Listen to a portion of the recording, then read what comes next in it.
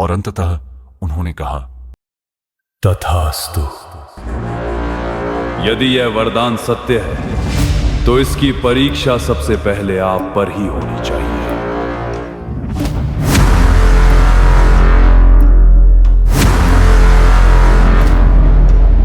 भगवान विष्णु शांत भाव से विराजमान थे, जैसे उन्हें पहले से ज्ञात हो कि यह क्षण आने वाला है। और अब वह उसी शक्ति को आप पर प्रयोग करना चाहता है। यह उस काल की बात है जब न रामायण शुरू हुई थी और न ही महाभारत का युद्ध हुआ था। तीनों लोकों में शक्ति का संतुलन लगातार बदल रहा था और उसी समय दैत्य कुल में एक ऐसा असुर था जिसकी महत्वाकांक्षा आगे चलकर स्वयं महादेव के लिए संकट बन गई। वरकासुर। उसके भीतर युद्ध की भूख तो थी, लेकिन उससे भी बड़ी थी शक्ति की लालसा। वह ऐसी शक्ति चाहता था जिसके बाद उसे किसी से युद्ध करने की आवश्यकता ही न पड़े। उसे ऐसा वरदान चाहिए था जिसके बाद स्वयं देवता भी उससे भय खाएं। लेकिन समस्या यह थी कि ऐसी शक्ति हर किसी को प्राप्त नहीं होती। उसके लिए किसी देवता को प्रसन्न करना पड़ता है, कठोर तपस्या करनी पड़ती है। और इसी तलाश ने एक दिन उसे देवर्षि नारद तक पहुंचा दिया। नारद, जो तीनों लोकों में विचरण करते थे, देवताओं के बीच भी और असुरों के बीच भी। लेकिन उसे यह नहीं पता था कि जिस उत्तर की तलाश में वह उनके पास जा रहा है, वही उत्तर आगे चलकर उसे वरकासुर से भस्मासुर बना देगा। नारद उस समय वन मार्ग से गुजर रहे थे। नारायण नारायण नारायण। तभी उनके सामने अचानक एक विशाल छाया आकर रुकी। वरकासुर बोला, देवर्षि, आप तीनों लोकों में विचरण करते हैं। मुझे बताइए, ब्रह्मा, विष्णु और महेश में सबसे शीघ्र प्रसन्न कौन होता है? नारद ने उसके प्रश्न को ध्यान से सुना। वे समझ चुके थे कि वरकासुर ज्ञान नहीं, शक्ति खोज रहा है। उन्होंने शांत स्वर में कहा, यदि कोई देव अपने भक्त की तपस्या से सबसे शीघ्र प्रसन्न होते हैं तो वे महादेव हैं। महादेव आशुतोष हैं। उन्होंने पहले भी देवताओं, ऋषियों, यहां तक कि असुरों को भी वरदान दिए हैं। और क्या वे कोई भी वरदान दे सकते हैं? महादेव अपने भक्त की भक्ति देखते हैं, उसके भविष्य का अहंकार नहीं। लेकिन शक्ति प्राप्त करने के बाद उसका उपयोग कैसा होगा, ये साधक स्वयं तय करता है।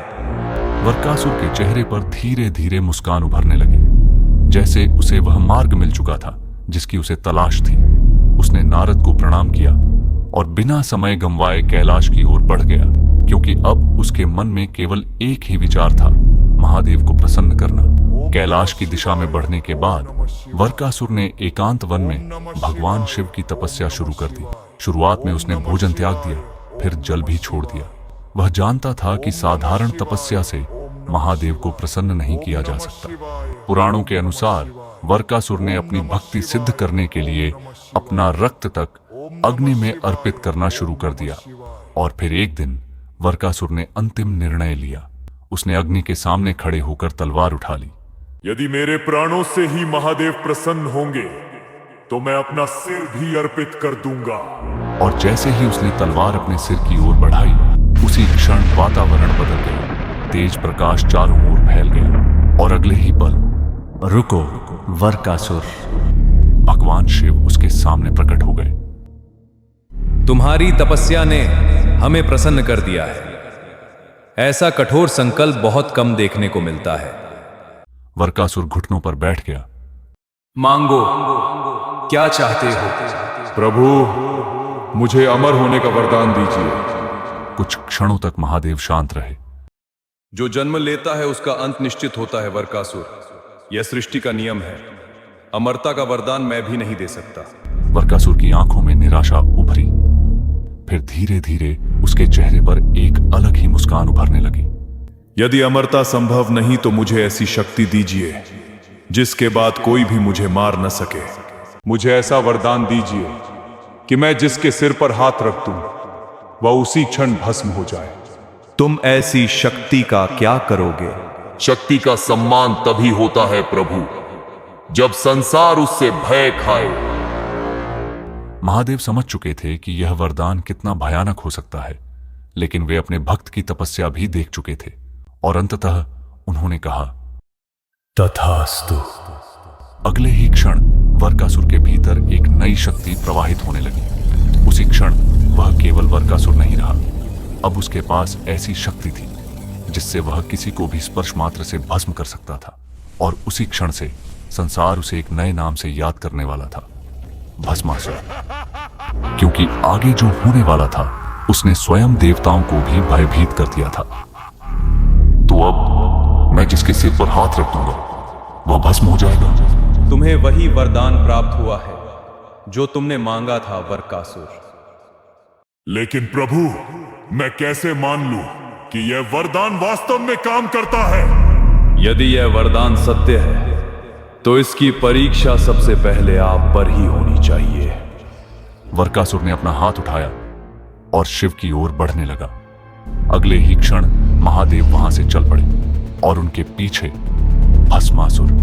पृथ्वी से आकाश तक, दिशाओं से लोकों तक वह शिव का पीछा करता रहा। देवताओं में भय फैलने लगा, क्योंकि समस्या यह थी कि वह शक्ति स्वयं शिव ने उसे दी थी। यदि महादेव उसी क्षण भस्मासुर का अंत कर देते तो उनका अपना वरदान असत्य सिद्ध हो जाता। और यही कारण था कि भगवान शिव नंदी के साथ हिमालय की ओर चले गए। कहा जाता है कि उन्होंने वहां एक गुप्त गुफा में शरण ली ताकि अपने ही भक्त को दिया गया वरदान झूठा न हो जाए। मान्यता है कि आज वही स्थान गुप्त धाम के नाम से जाना जाता है। लेकिन भस्मासुर अब रुकने वाला नहीं था। उसकी आंखों में पागलपन उतर चुका था। वह लगातार महादेव का पीछा कर रहा था, जैसे उसे अब केवल एक ही चीज चाहिए थी, उस शक्ति को स्वयं शिव पर आजमाना। जहां जहां से वह गुजरता वहां भय फैल जाता। इंद्र ने व्याकुल होकर कहा, यदि भस्मासुर ने किसी देवता को भी स्पर्श कर दिया तो परिणाम भयानक होंगे। कोई समाधान दिखाई नहीं दे रहा था, क्योंकि अब भस्मासुर को रोकने का अर्थ था स्वयं महादेव के वरदान को चुनौती देना। और तभी भगवान शिव विष्णु लोक पहुंचे। भगवान विष्णु शांत भाव से विराजमान थे, जैसे उन्हें पहले से ज्ञात हो कि यह क्षण आने वाला है। शिव ने गंभीर स्वर में कहा, श्री हरि, मैंने अपने भक्त की घोर साधना देखकर उसे वरदान दिया, लेकिन अब उसका अहंकार उसे विनाश की ओर ले जा चुका है और अब वह उसी शक्ति को आप पर प्रयोग करना चाहता है। कुछ क्षणों तक दोनों मौन रहे। फिर शिव बोले, मैं अपने ही वचन को असत्य नहीं कर सकता। यदि मैं स्वयं इसका अंत कर दूं तो मेरे द्वारा दिया गया वरदान व्यर्थ हो जाएगा। प्रभु, कभी कभी शक्ति का अंत शक्ति से नहीं, बुद्धि से होता है। जिसे अपनी शक्ति पर सबसे अधिक गर्व हो, उसका विनाश उसी गर्व के भीतर छिपा होता है। इतना कहकर भगवान विष्णु ने अपनी आंखें बंद की और अगले ही क्षण वहां एक दिव्य स्त्री प्रकट हुई। वह मोहिनी थी, भगवान विष्णु की वह लीला जो अब भस्मासुर के अंत की ओर बढ़ चुकी थी।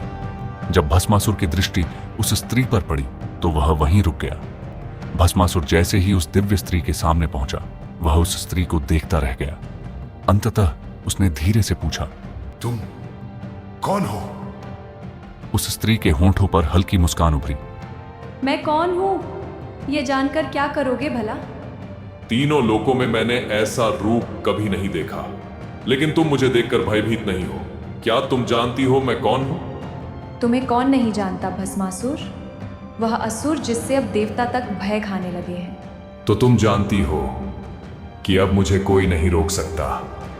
शायद, लेकिन इतनी शक्ति पाने के बाद भी तुम अकेले हो। मेरे साथ चलो, मैं तुम्हें अपनी रानी बनाऊंगा। तीनों लोकों में जो चाहोगी वो तुम्हारे चरणों में होगा। विवाह? मेरे कुल में विवाह से पहले एक परंपरा निभाई जाती है। कौन सी परंपरा? नृत्य।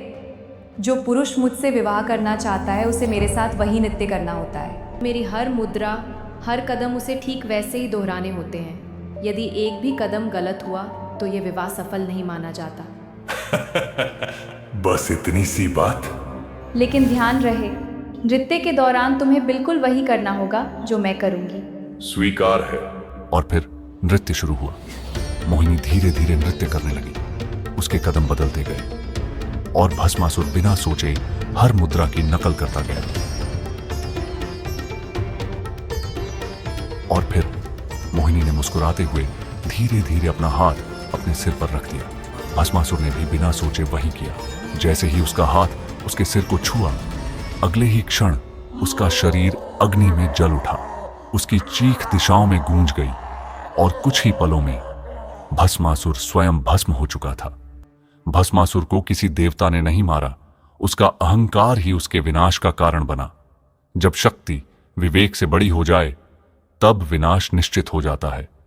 यदि आपको यह कथा पसंद आई हो तो वीडियो को लाइक करें, कमेंट में हर हर महादेव अवश्य लिखें और ऐसी ही दुर्लभ पौराणिक कथाओं के लिए चैनल को सब्सक्राइब जरूर करें।